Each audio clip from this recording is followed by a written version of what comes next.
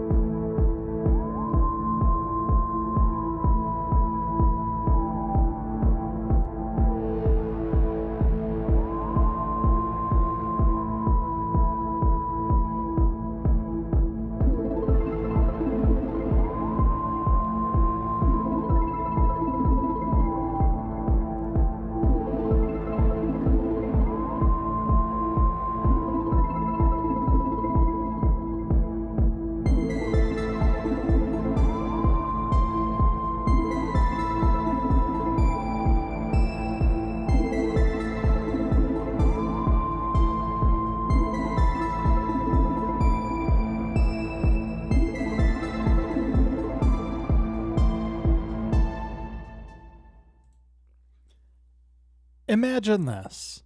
You're walking alone in the woods. Not deep wilderness, not some cursed mountain range. A public forest, 45 minutes outside of Birmingham. Family trails, dog walkers, cyclists. Cannock Chase. You hear something behind you, a child crying. Soft, broken. Somewhere between the trees. You follow the sound, and you see her. A little girl. Dirty dress, bare legs, head tilted down. You step closer. You ask if she's lost. She slowly lifts her face, and her eyes are completely black. Not dark, not brown, but completely black. You blink, and she's gone. Now, for more than 40 years, people have claimed that this exact encounter in Cannock Chase, in Staffordshire, they've claimed that they've experienced the exact same thing. Since the early 1980s, reports have circulated about the locals now referred to as the Black-Eyed Child. But unlike the American black-eyed children, who knock on doors and ask to be let in, this one lives in the woods. She giggles, she watches, and she disappears. Cannock Chase is not some forgotten patch of land. It's busy, it's scenic, it has play areas, zip lines, walking trails, and yet it might also be one of the most layered paranormal hotspots in all of Great Britain. Spirits, werewolves, a so-called pigman, Bigfoot sightings, Gabriel hounds drifting across the heath. But through all the noise, one figure repeats. A little girl. Black eyes. Just watching. Waiting. From behind the trees. Paranormal investigator Lee Brickley has spent years documenting encounters in this forest. He says his aunt saw the same black-eyed girl back in 1982. Decades later, he claims that he saw her as well. She appeared about 100 meters in front of me, he said. She stared right at me for about 30 seconds, then vanished without a trace. Not ran, not ducked behind a tree. Vanished. But the story that spread most widely didn't come from a professional investigator. It came from two teenagers. Lockdown. Midnight. An illegal camping trip in Birches Valley. Kylie and Ben, 17 years old. They pitch their tent. The woods are quiet. Then they hear rustling. They stay still. Maybe it's a deer. Then they hear it. A child's giggle. Soft at first, but then louder. They unzip the tent.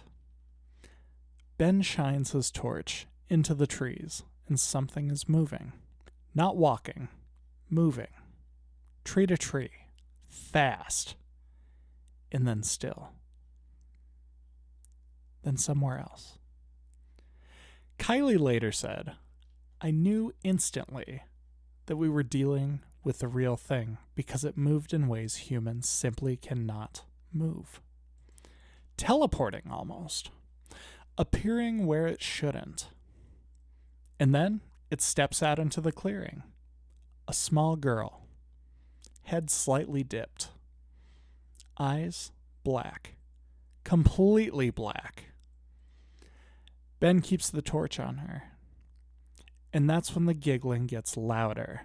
But not just from her, from everywhere. Echoing, disorienting. For a moment, they can't tell where it's even coming from. Then she crouches, stands, and runs into dense trees. She's gone. They huddle in their tent until dawn. When sunlight finally breaks through the canopy, they unzip it again. And this is the detail that sticks. Around their tent, evenly spaced, are small piles of stones, arranged, deliberate, and hanging from branches. Stick formations, almost like crude dream catchers. They hadn't been there before. They pack up, start walking back to the car. 15 minutes through the trees, Kylie feels it before she sees it.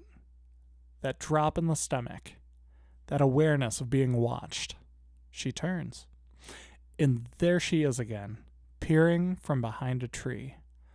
Black eyes, watching them leave. Ben screams, "Leave us alone." They run. They don't look back. That story didn't stay local. It made headlines. It joined decades of similar sightings. Walkers who feel an overwhelming sense of dread. Dogs that grow agitated suddenly. People who believe they felt a tug on their coat before turning to see a pale girl in rags giggling. Then skipping into the forest. Some say she's the ghost of a murdered child. Some link her to a diphtheria outbreak in the 1800s. Others suggest darker, local crimes. And then there are those who say she isn't a ghost at all.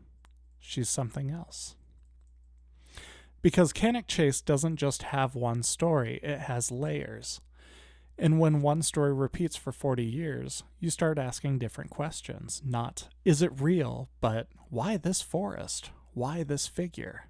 Why black eyes? When we come back, we step deeper into Cannock Chase, into investigators, drone footage, portal theories, and the possibility that this isn't just a ghost story. It might be something much, much stranger. We're back. Tonight on the Midnight Drive, we are talking about the black-eyed child of Cannock Chase. See, the thing about Cannock Chase is that the black-eyed child isn't alone. And that matters. Because if this were a single ghost story, a tragic child, a local murder, a single haunting, it might just settle. But Cannock Chase is crowded. Shadow figures stumble across Castle Ring. Towering dark beings with crimson eyes. Gabriel hounds gliding over heathland and storms. Reports of British big cats. Even a so-called pig man in the 1940s. And then UFO sightings. It's almost too much. Which leads to a different theory altogether. Not that the woods are haunted, but that the woods are thin. Lee Brickley, the investigator who documented these sightings for years, believes Cannock Chase may be a paranormal portal area. A place where something crosses, not just spirits of the dead, but other things. He said, I believe the woods are haunted with many spirits of the dead, but there are also lots of monster sightings that happen here. And I think those creatures come from another, much darker place. That's a big statement. And it reframes the black-eyed child entirely. Not as a murdered girl, not as a residual trauma, but as something that's migrating. But let's stay grounded for a moment, because one encounter in particular complicates things. A dog walker near Castle Ring. He described an overwhelming sense of impending doom. Not fear, not anxiety, full-on doom. His dog became agitated, pulling, growling. Then he felt something, a tug on his coat. Physical contact. He turned around, and standing there, a pale little girl. Ragged clothes, completely black eyes. She giggled. He said the sound hurt his ears. It sent chills down his spine. Then she skipped into the trees. Needless to say, he left immediately, and so did the dog. Having a physical interaction completely changes the tone. It raises questions. Because most sightings involve distance, watching, giggling, vanishing. But literal physical contact, that feels different. It's more deliberate, it's more interactive, and it's more aware. But wait, there's drone footage. In 2023, a YouTube channel released aerial footage over Cannock Chase. And in the trees, there's a figure. Loose white fabric moving between branches. The footage is grainy, of course, ambiguous, very easy to dismiss. But it's compelling enough that it circulated. And that's exactly how modern folklore spreads. Not through whispers, but through pixels on our computer screens. And here's the part that we have to address. Good old-fashioned skepticism. Because once something becomes known, once it has a name, the black-eyed child of Cannock Chase, expectation enters the woods with you. If you've read the headlines, if you've seen the footage, if you've heard the giggling story, your brain is primed for an experience. Primed brains build patterns quickly. A shadow becomes a girl. Wind becomes a giggle. Branches become formations. Especially at midnight. Especially when camping illegally. Especially when adrenaline is already humming. There's also the layering effect. Some claim she's the ghost of a murdered girl from the 1960s. Others point to a diphtheria outbreak in the 1800s, where children died very young. Other references refer to darker crimes committed nearby. And then there are those who say the black eyes are not symbolic. They are biological impossibility. Which pushes the story out of ghost territory and into something else entirely. Demon, alien, interdimensional being. It escalates really fast. But here's something fascinating. The black-eyed child of Cannock Chase predates the internet creepypasta culture. Reports date back to the early 1980s, before viral forums, before Reddit, before algorithmic amplification, which means the story didn't originate online. It localized, then it spread. That's exactly how folklore behaves. It anchors in geography first, and then it migrates. And Cannock Chase feels like the kind of place where imagination and atmosphere meet. Places with layers tend to gather stories. Humans are pattern-making creatures. Give us enough layers, and we will connect them. So what are we left with? A repeating figure, black eyes, giggling, appearing at a distance, sometimes closer, occasionally touching you, and then vanishing. Decades of witnesses without any clear proof. No body, no resolution, just repetition. And repetition is ridiculously powerful because whether it's supernatural, psychological, cultural, or environmental, it's consistent. And it's the consistency that creates the weight. Here's the part that no one talks about. The black-eyed child doesn't chase people. She doesn't attack. She doesn't scream. She waits. She lets you approach her. And every single account shares the same detail. Eye contact. She looks at you, and she holds it, longer than feels natural. Longer than a child should. What if the fear doesn't come from how she looks, but from the feeling that she's studying you? Witnesses describe the same sequence. You see her, you freeze, you feel dread, not panic, full-on dread. Like something already decided. Like something measuring distance. And then she disappears. Not running, not stumbling, just gone. 40 years of sightings, same forest, same description, same black eyes. No escalation, no resolution, just repetition. And that might be the most disturbing part. Because predators escalate, legends evolve, hoaxes grow louder.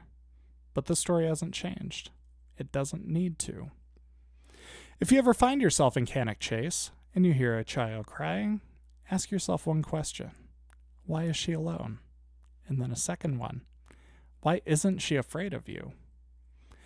Because if she isn't afraid, then maybe you're not the one that's being watched.